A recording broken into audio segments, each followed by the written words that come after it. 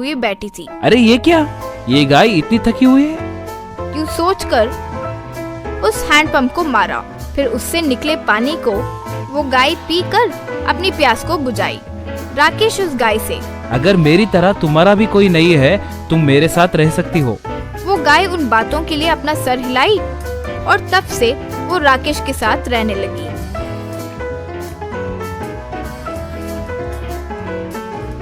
तब से राकेश हर सुबह उस गाय को चारा खिलाया करता था। जब भी राकेश उदास होता था तो सीढ़ियों पर बैठकर वो उस गाय के साथ बातें किया करता था। एक दिन राकेश के घर का मालिक घर पर आकर, क्या भाई राकेश, 3 महीने से घर का किराया नहीं भरा है। श्रीमान, इस साल ठीक से फसल नहीं होगा, बहुत जल्दी चुका दूंगा। तुम्हें मैं 10 दिन का वक्त दे रहा हूँ, अगर इतने में चुका सकते हो तो ठीक है, वरना घर खाली करना पड़ेगा। फिर वो घर का मालिक वो गाय देखकर, ये क्या, गाय खरीदे हो क्या? खरीदा नहीं श्रीमान, बस कुछ दिनों से मेरे साथ रह रहा है। तो फिर उसके दूध को बेचकर पैसे कमा सकते हो ना? कहकर चला गया। राकेश उस रात, हाँ, मैं उस गाय का दूध निकाल कर बेच सकता हूँ ना। यूँ सोचकर अगले दिन उस गाय के पास जाकर दूध निकालने की कोशिश किया। बहुत कोशिश करने पर भी जब वो गाय से दूध नहीं निकला, ओहो, लगता है ये गाय दूध नहीं दे सकती। यूँ सोचा। एक दिन राकेश को नींद नहीं आ रही थी तो घर में चल रहा था, तो उसने देखा कि गाय कहीं जा रही थी। ये क्या, गाय इस समय कहाँ जा रही है?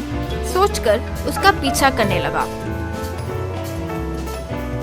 तो वो गाय यूं जाते जाते एक बिल के अंदर दूध देने लगी। ओहो, हर दिन ये गाय इस बिल में दूध दे रही है, इसीलिए मुझे अगले दिन दूध नहीं दे पा रही है। वैसे इसमें क्या है? सोचकर उस खड्डे पर खोदा तो उसने देखा कि जमीन के अंदर वहाँ एक बहुत बड़ा सुरंग था। वो देखकर वो हैरान रह गया। राकेश फिर उस सुरंग के अंदर जाकर देखा कि वहाँ एक सोने का पेड़ लगा था। वो पेड़ को देखकर राकेश चकित रह गया। उस पेड़ के डाली और पत्ते सारे सोने के ही थे। ये क्या माया है, इस पेड़ के डाली और पत्ते सब सोने के हैं। शायद वो गाय इससे ही दूध दे रही होगी। सोचा, बेटा राकेश, मैं एक मायावी पेड़ हूँ। तुम्हारी दया से हर दिन तुम्हारा गाय यहाँ आकर मुझे दूध देती है और मेरी भूख मिटाती है। बताओ, मैं तुम्हारी कैसे मदद आ सकती हूँ? वैसे तो मुझे कोई ज्यादा आस नहीं है, मुझे सिर्फ अपना एक खुद का घर मिल जाए तो काफी है। ये लो, मेरी एक डाली को तोड़कर उसे बेच दो, उससे मिले पैसों से एक घर बनवा लेना। वो बातें सुनकर राकेश बहुत खुश हो गया और उसे तोड़कर बेचकर एक घर बनवा लिया। फिर राकेश उस बड़े से घर में रहते हुए, इतने बड़े घर में अकेले क्या रहूं? मेरे साथ अगर कुछ नौकर और बॉडीगार्ड्स रहे तो अच्छा होगा।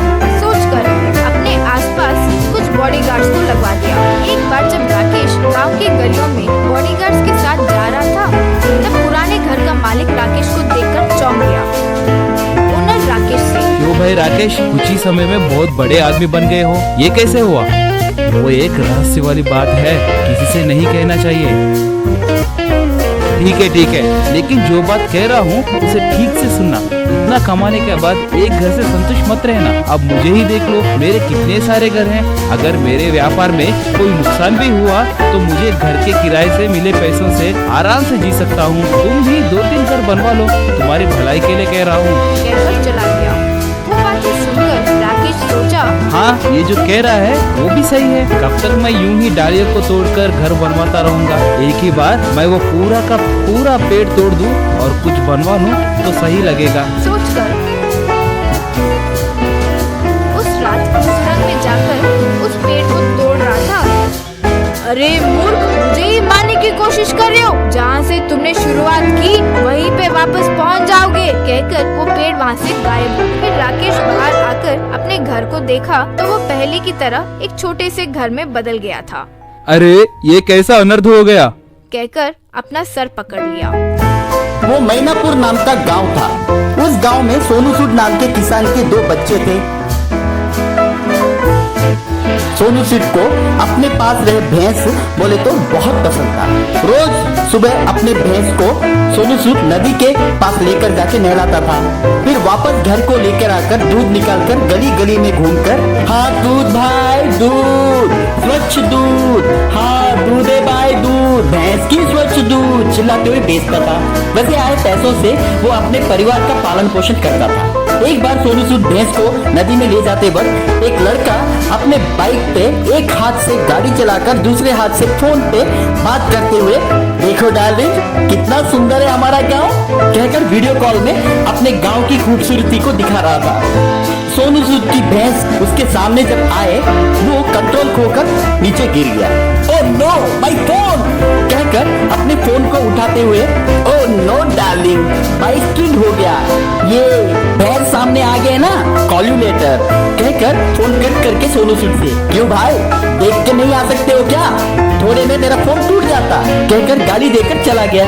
आजकल के नौजवान को जिंदगी की कीमत समझ में नहीं आती है। जब से ये सेलफोन आया है, सेलफोन को ही जिंदगी समझ बैठे हैं, पर अपनी जिंदगी के बारे में नहीं सोच रहे। छी बेकार लोग, कहकर गाली देकर चला गया। घर पे आने के बाद बेटी, पापा मुझे एक सेलफोन चाहिए प्लीज पापा। नहीं वैसा कुछ मत ले, वैसी गंदी आदतें कुछ भी मत लगाओ। नहीं पापा, ऑनलाइन क्लासेस चल रहे हैं, क्लासेस सभी मिस हो रहे हैं।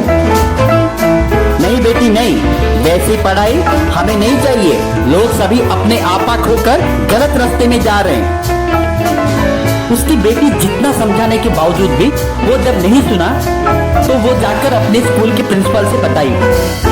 अगले दिन प्रिंसिपल सोनू सूद के पास आकर, देखिए ये लॉकडाउन के कारण स्कूल सभी बंद है, हम बच्चों को ऑनलाइन तरीके से पढ़ा रहे हैं। आपके बच्चे भी बाकी बच्चों के जैसे बिगड़ जाएंगे ये सोच में परवरिश कभी मत कीजिए। विश्वास के साथ उनकी परवरिश कीजिए। हम जैसे बीज बोएंगे वैसा ही पौधा उगेगा ना, इसलिए एक बार सोच लीजिए, कहकर वो चली गई। सोनू सूद अपनी बेटी के पास आकर, मैं तुम्हारे लिए एक सेलफोन खरीदूंगा बेटी, लेकिन संभाल कर इस्तेमाल करना, कहकर वो एक दुकान के पास आया। भैया हमारी बेटी को कोई ऑनलाइन क्लासेस में सुनना है, एक अच्छा सा सेलफोन देना। ठीक है साहब, एक फोन की कीमत 12,000 रुपए है। क्या 12,000? EMI के मुताबिक भी आप ले सकते हैं साहब, क्रेडिट कार्ड है क्या आपके पास? वो सब मेरे पास नहीं है साहब, कहकर एक पेड़ के नीचे बैठकर आपके 12,000 कहां से लेकर आऊं, मुझे अब मेरे बेटी की भविष्य की से ज्यादा इंपॉर्टेंट कुछ भी नहीं है, कहकर उसके सबसे प्यारी भैंस को बेचकर सेलफोन खरीदा। उस दिन शाम को वो स्कूल के प्रिंसिपल से मिलके, मैडम मुझे मेरे भविष्य से ज्यादा मेरी बेटी की भविष्य ज्यादा महत्व है, इसलिए मैं मेरी भैंस को बेचकर सेलफोन खरीदा, आप मगर पढ़ाई ठीक से करवाना। सर आपकी एकमात्र जीवन के आधार पर आपकी बेटी के भविष्य के लिए दांव पे लगा दिया। उसमें क्या है मैडम, वो खुश रहे मेरे लिए वही काफी है, कहकर चला गया। अगले दिन प्रिंसिपल अपने ऑनलाइन में एक पोस्ट डाली। ऑनलाइन में सोनू सूद अपनी बेटी के लिए जो बलिदान दिया सब लोग तारीफ किए। वो सेलफोन कंपनी का मालिक को जब ये बात मालूम पड़ा तो वो सीधा सोनू सूद के पास आ गया। सर आप हमारे सेलफोन खरीदने के लिए आप अपनी भविष्य को ही दांव पे लगा दिए, बेटी की भविष्य के लिए जो आपने किया वो बहुत इंस्पायरिंग है साहब। ये लीजिए आपने खोए हुए ये भैंस, जैसे आपकी बेटी के लिए आपने जो सेलफोन खरीदा है वो भी हम मुफ्त में दे रहे हैं, ये लीजिए आपके 12,000 रुपए, कहकर पैसा दिया।